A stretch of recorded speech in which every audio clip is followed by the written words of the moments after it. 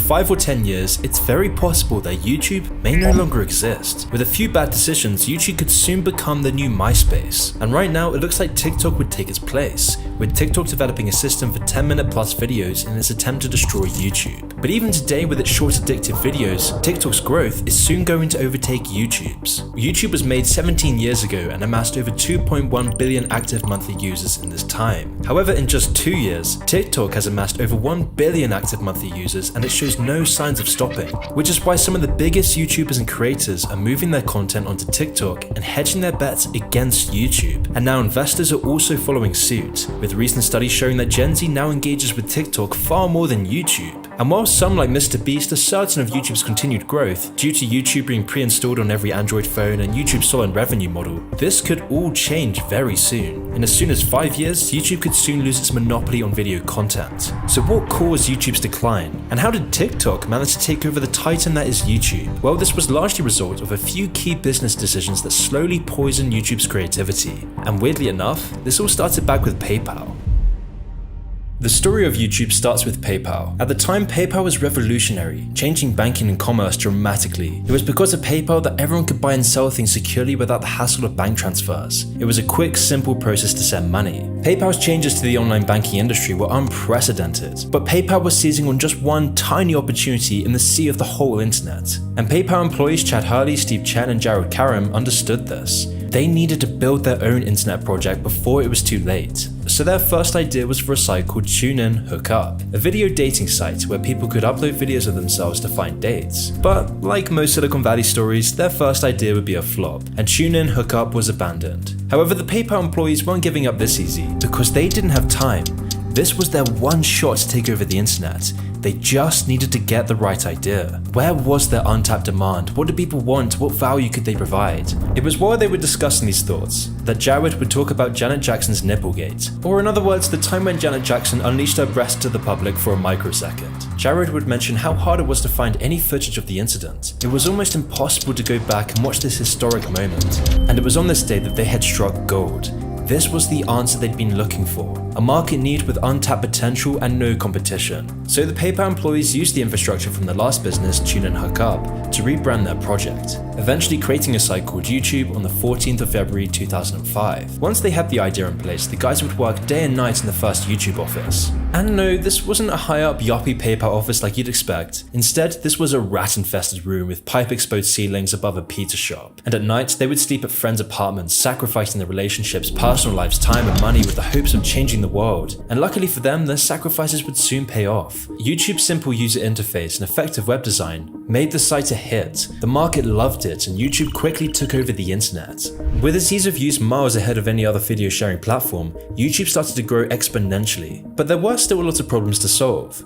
The most pressing of these was the lack of funds. The founders even went into personal debt to pay for the increasing bandwidth YouTube servers used. But in the bigger picture, this didn't matter. YouTube's user base only continued to rocket, with weekly views doubling every week. However, the strategy for YouTube's success was stressful to say the least, because in this time, YouTube's entire success rested on the personal funds of its founders until it attracted enough investors. The plan being that once investors became interested in YouTube, the site's success would then be certain. Although if investors didn't join in time, the whole site would crumble. It was an incredibly intense time to say the least, because YouTube's growth was so big that it was inevitable that investors would jump on board. Or would they? Because even with this impressive growth, YouTube still wasn't impressing investors. Why? Well, investors would often dismiss YouTube as cute and not a proper business. So this called for desperate measures, with the YouTube founders courting their former PayPal associates who ran venture capital firms. And with enough pressure, the founders finally received a vital $3.5 million. Their money problems were now solved. It finally looked like YouTube was going somewhere. The site would only continue to grow. And with the investments, YouTube could upgrade its service, developing the framework to embed YouTube videos into other websites, which was a vital move back in 2005. Because back then MySpace was the go-to social media, and on MySpace users were quick to upload their favorite videos onto their pages, and by uploading their favorite videos onto their pages, this gained lots of viewers and publicity for YouTube. It was with all this growth and prosperity that now YouTube was starting to catch attention, but not always from the right places. As YouTube grew in popularity, more videos were uploaded every day, making it harder to prevent copyrighted material proliferating the platform. This culminated in a series of lawsuits and threats, with one of YouTube's first viral videos, Lazy Sunday, being taken down for infringement infringing on copyright. This was a big vulnerability and could destroy the YouTube empire. So YouTube tried to make deals with the copyright holders like Universal and Viacom, but the mounting pressure from all sides kept growing as YouTube gained more steam. Every big company wanted to destroy YouTube. It was a threat to the entire entertainment industry. And a year later in 2006, these issues eventually proved insurmountable for the small company. The founders now had to make a big choice. Were they going to make YouTube one of the biggest websites in the world, or would they cash out? They'd already seen what large corporate interests could do to a company and its employees from their time at PayPal. However, the copyright problems were only getting worse. They were reaching the end stage of the Silicon Valley business formula. The formula where you create a site from the ground up, build sturdy foundations, a giant user base, and accrued investors, but now they were reaching the final stage. The stage where they realized they can't make a profit or even handle the countless lawsuits aimed at them. They decided it was time to jump ship and begin the acquisition process. Now it's important I introduce a new character who will become very important later in this video. Her name is Suzanne Wojcicki. Suzanne Wojcicki had been one of Google's first employees back in 1999. Her focus back then in Google was in advertising, and she was damn good at her job, where she would mastermind Google Ads, and eventually AdSense, which became the lifeline of all online creators. But arguably the most impressive thing she's done was convince the Google founders to buy YouTube in 2006. Web giant Google will pay $1.6 billion to gobble up YouTube. Because by convincing the Google founders to do this, Google would end up making one of the best and most profitable business decisions since its founding. And the person behind it all was Suzanne Wojcicki. And so after Google acquired YouTube for a little over $1 billion, the YouTube founders were now multi-millionaires. But this was only the beginning for YouTube. But before we get onto that, I want to talk to you about CleanFox and digital pollution. CleanFox is a free web and mobile app that fights against digital pollution. Gathering more than 5 million active users, CleanFox detects and lists newsletters to allow its users to delete them and subscribe from unwanted ones in a few clicks. CleanFox does this by acting as the Tinder of newsletters, where you can swipe left to block the newsletter, or swipe right to keep the email, or then by swiping up to delete your emails. The CleanFox app is a real time saver for the average internet user who isn't obliged to click on each newsletter to unsubscribe manually, because on average a CleanFox user deletes 15,000 emails and blocks 30% of newsletters. And then by increasing your productivity, CleanFox also allows you to reduce your carbon footprint by tackling digital pollution, which is really important because the internet's carbon footprint is growing by 9% each year. No other type of pollution is growing this fast, and if just 10,000 of my subscribers deleted 1,000 emails each, this would avoid the emission of 100 tons of CO2 per year, which is equivalent to 26 London to Los Angeles round trips by plane. This is because one email generates about 10 grams of CO2 per year, consuming as much energy as a 7-watt bulb lit for 3 hours. All of this pollution, even though 80% of emails are never opened in the UK. The unread emails of UK internet users emit an average of 2 million tons of CO2, which is as much as 1.3 million cars. And the problem here comes from not sending emails, but the storage of emails. And yet 80% of British people don't know that email storage causes pollution, and 70% have never heard of digital pollution. So to help tackle digital pollution and increase your productivity, download CleanFox on iOS or Android today by clicking the link in the description below. Now back to the video. At first, the deal worked perfectly for YouTube. Google would use its power to protect YouTube from copyright issues and handle all of the dirty work, while the founder Chad would continue his role as CEO and grow the company with the original vision. This mix of Google's money and power combined with Chad's vision brought a golden age to the internet, a place where YouTubers could take back power from the corporate media, gaining viewerships that rivaled CNN, Fox, Disney, and the best part was that anyone could do it. You can make a video about everything and anything and gain giant viewerships, which granted YouTubers immense creative freedom, whilst also giving fans the content they wanted to see. Today with YouTube, that everyday people actually are the media. You guys don't just watch news, you make news. This was the core of YouTube, a place where anyone anywhere could express their opinions, creativity, and personality to the world and be rewarded for doing so. Memes, rickrolls, cartoons, parodies, independent news, everything. In fact, without any of this, YouTube would have failed. Because what made YouTube stand out from every other site was the virality and creativity. Viral videos were the main factor for YouTube's original growth, with videos like The Evolution of Dance, Charlie Bit My Finger, David After the Dentist, and more. And with these viral videos getting enormous view counts and worldwide fame, other creators would take notice and flock to the platform and compete for views. Which is why YouTube's slogan was always broadcast yourself. And so with everyone jumping on YouTube for a piece of the pie, YouTube then realized that without them, the site would be nothing. These independent creators were the lifeblood of YouTube. So in December 2007, YouTube launched the Partner Program, which allowed channels that meet certain metrics to run ads on their videos and earn money doing so, thus creating the modern YouTube we see today. Because by incentivizing creators with money, this in turn led to more competition. And it was YouTubers' constant competition for views, doing everything they can for likes, subscribers, and engagement, that gave YouTube far more value than TV could possibly imagine. In fact, this made YouTube so popular that by just 2007 alone, YouTube consumed as much bandwidth as the entire internet in 2000. It was reported that by May 2010, YouTube was serving over 2 billion videos every day, which was almost double the primetime audience of all 3 major US television networks combined. According to figures from market research firm Comscore, YouTube was the most popular online video source in the United States in May 2010, with a market share of around 43% and over 14 billion videos seen. It was clear that YouTube was unstoppable, entertaining users endlessly each and every day. YouTube's growth generated a whole new wave of creativity and birthed a revolutionary period in internet history. This was the internet golden age, incentivizing the best, most creative entertainers to create engaging videos you couldn't find anywhere else. YouTube was undoubtedly the greatest website ever created. It was sending shockwaves around the world. Everything was perfect. Or so it seemed, because YouTube still wasn't actually profitable. Although by now it had attained a massive user base, companies still didn't see the value in running their ads on YouTube. And if YouTube couldn't find money fast, creators wouldn't be able to get paid, and so they would eventually leave the platform. If this issue continued, it would be the end of YouTube. So Google needed someone who could turn YouTube into what the advertisers wanted, whatever the cost for the average user or content creator. And of course, with Suzanne Wojcicki's past performance, she was the perfect person for the job. I mean, she was the person behind Google and YouTube's relationship in the first place. It's very likely that without Susan, Google would never have bought YouTube. I mentioned earlier that she worked on advertising for Google and most importantly created AdSense, with AdSense being the money behind the Partner Program, which gives YouTubers a fair cut of the company's ad revenue.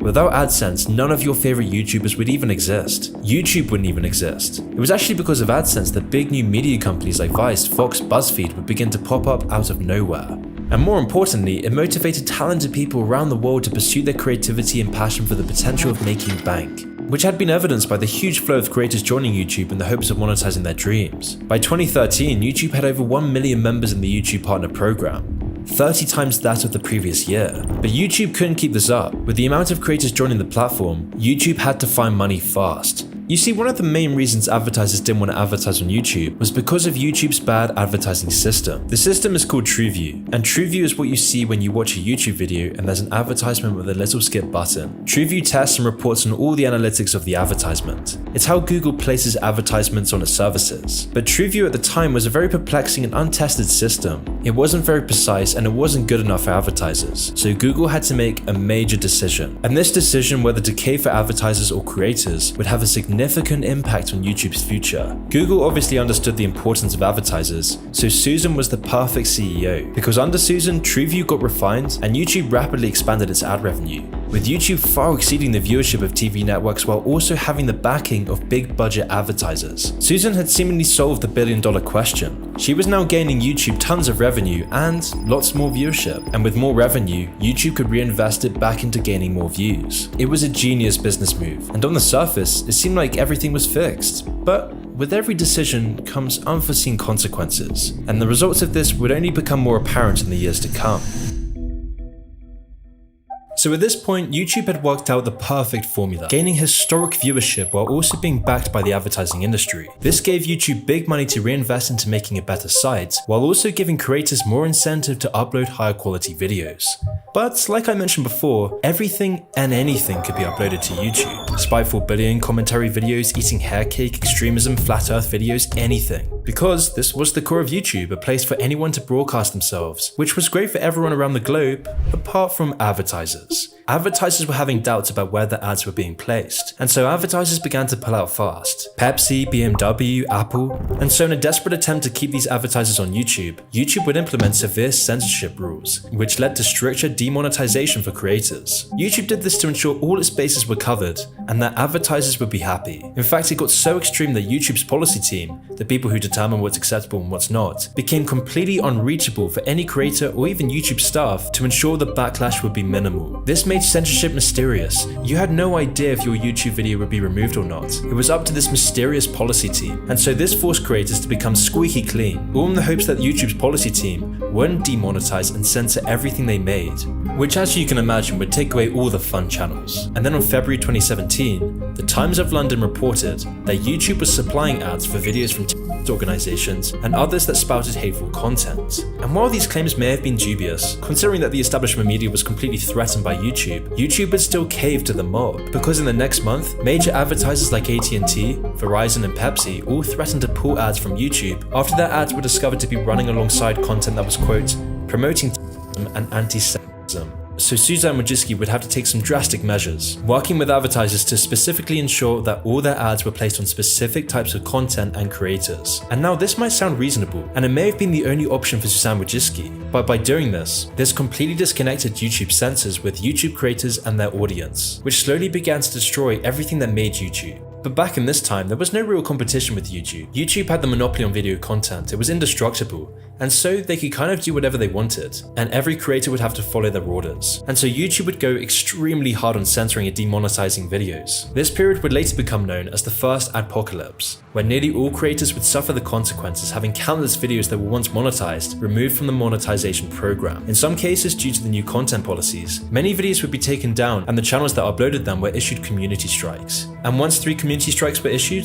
that would be the end of hundreds of thousands of YouTube careers, all in the name of advertising. But what made this even worse is the major double standards YouTube would apply, because if you were in the YouTube elite, you could completely disregard these rules and be promoted for doing so. Like that one famous Japanese incident with Logan Paul, the incident which I can't talk about on YouTube. Logan would then upload this video to YouTube, where he would laugh about it throughout the entire video, receiving 6 million views before he decided to take it down. But the important part here is that Logan Paul took it down, not YouTube. Even though this video completely broke YouTube's policy guidelines, YouTube would actually put it on their hand-picked trending page, with the video being monetized and promoted, with YouTube refusing to even age restrict the video. And there's so many examples of this that I could just go on forever, but you see it most clearly with music videos. Videos of rappers children, or Lil Nas twerking on Satan. All of these videos are monetized and actively promoted across YouTube. Not to mention all the other provocative content from Cardi B and Nicki Minaj, just to name a few. While at the same time, videos by Jordan Peterson defending himself against ridiculous, far-reaching claims of racism and white supremacy were consistently removed across YouTube. In fact, almost all political content was censored on the site,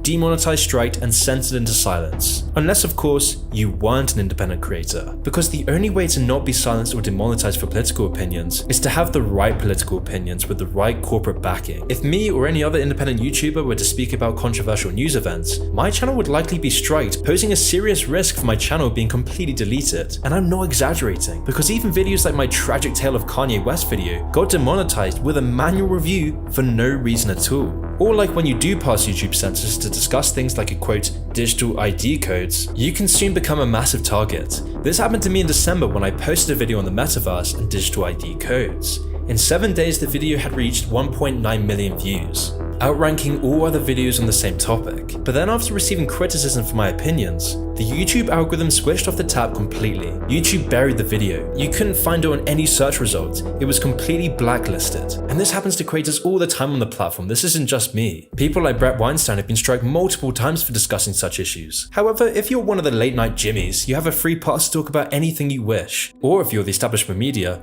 you'll always be given preferential treatment, always being artificially pushed by YouTube. And this isn't just happening to political videos, it's happening to all creators across the platform. A few years ago, PewDiePie was shadow banned from YouTube for no apparent reason. Filthy Frank's most viral videos all got removed from not abiding YouTube's content guidelines, even though at the time they followed all YouTube's guidelines. Leafy is Here's YouTube channel got terminated in 2020. Even Sky News Australia, a mainstream conservative news network, was banned for over a week following the airing of a presentation of, quote, unconfirmed theories on the new virus. In fact, just a year ago, if you spoke about a certain lab, you would be entirely scrubbed from the site. Even the President Donald Trump was banned from YouTube. And even independent film creators like Rucka Rucka have all their videos demonetized. And this isn't a conspiracy theory. In fact, YouTube's inner workings are quite public to almost all YouTubers, with the content guidelines for YouTube changing at least once every 3 months since 2020, becoming stricter every single time. That's why content that might have been acceptable just a few years ago now all of a sudden gets taken down or demonetized just because a new version of the algorithm changed a fraction.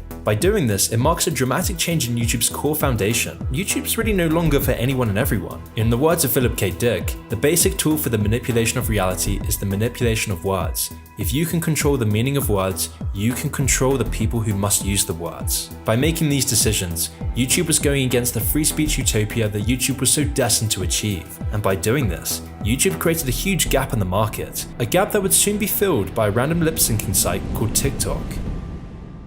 Now, it might seem premature to say that YouTube is going the way of MySpace, but all the factors that led to the downfall of MySpace are exactly the same forces working against YouTube today. Back in 2009, Facebook overtook MySpace in active users and controlled the market, completely destroying MySpace. A commonly given reason for this was that MySpace's huge dip in popularity came from corporate interests, and due to the site's outdated business model. In 2006, Google had pledged $900 million in an advertising deal with the social media giant. But with the mass introduction of adverts on MySpace, combined with an already poorly managed UI, and MySpace quickly became an ugly, old-fashioned site. This made Facebook the more viable option for users. However, the problem was about much more than just UI. The real main problem was that adverts got so bad on the site that it started to get in the way of the function of the site. MySpace was now focusing on the experience for advertisers and not on users. And there are scarily a lot of parallels between MySpace and YouTube. Another key factor for MySpace's downfall was that MySpace couldn't capture a younger audience. At the time of their rivalry, one of Facebook's main strengths was its ability to capture a younger audience than MySpace. And TikTok is exactly the same as this, with its audience skewing much younger than YouTube's aging user base. And the problem with an aging audience is far more catastrophic than it first may seem. One of YouTube's main draws is its kingmaker ability for young content creators. Back in its golden age, the prevailing culture on YouTube was one of creativity, excitement, and virality. Anyone could make it big on the platform with just one viral video, which would then be the catalyst for a long and successful career on the site. But this isn't the case nowadays, with most new internet stars coming from TikTok or other sites rather than YouTube. YouTube sealed their own fate in this respect, with their demonetization of new creators playing directly into TikTok's hands. All of these factors, just as they led to MySpace's demise and Facebook's rise, will lead to TikTok supplanting YouTube, and the process is already underway. It took YouTube 17 years of staying ahead of the curve to gain its 2.1 billion active monthly users. However, TikTok, in just 2 years, amassed over 1 billion active monthly users, and it shows no signs of stopping. And at first, it may seem that these sites aren't competing. After all, TikTok's famous for its short videos which reward creativity and humor. You don't really get in-depth videos on TikTok. And seeing as its maximum video length is only 3 minutes, TikTok doesn't really seem to be competing with YouTube's traditionally longer form content. However, this is changing from both sides. YouTube's been putting more and more of their focus into YouTube Shorts, which is why you're now starting to see most of your favorite YouTubers use YouTube Shorts, as this is a desperate attempt to crush TikTok's competition. However, TikTok, on the other hand, is now trying to extend their maximum video length to 10 minutes. These moves by both companies are putting the platforms in direct competition with each other, because users usually stick to one platform. And with TikTok's much faster growth and younger audience, it seems like this battle can't be won, and TikTok's move into longer videos will create even more problems for YouTube. Since YouTube's always had a monopoly on music videos, if you're an artist and wanted your music video to get really any amount of attention online, it had to be on YouTube. Music videos are also one of the main draws to the site. 9 of the top 10 most viewed videos on the site are some sort of music video. YouTube has also based much of their monetization around music videos. Quote, 91% of YouTube music users have watched a related YouTube video beforehand. This all means that if TikTok starts to erode YouTube's dominance of the music video market, it could take away a large proportion of YouTube's user base as well as its income. This is yet another way that TikTok will gain ground on YouTube in the years to come. But the final and most important nail in the coffin is YouTube's corporatization that has pushed YouTube's creative edge into the ground. Right now, TikTok is taking away the very pillars that made YouTube so successful, because TikTok makes it far easier for any user to go viral without any prior following. It provides anyone an audience with millions without shadow banning or censorship. Anyone can express their opinions on TikTok, unless it's about the Chinese government. This is why 13 TikTok accounts now reach 1 million followers a day, compared to YouTube, where only 5 YouTubers reach 1 million a day.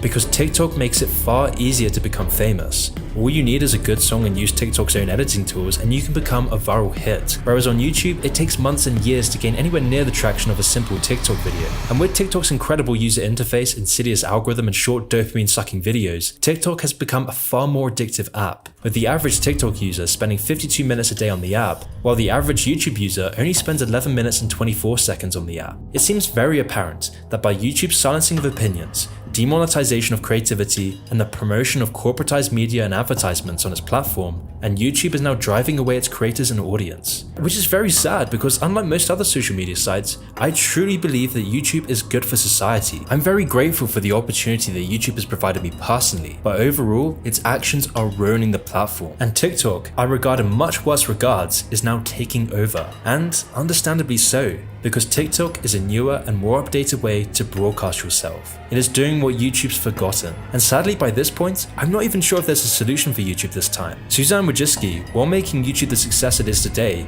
may also be the main reason for its downfall.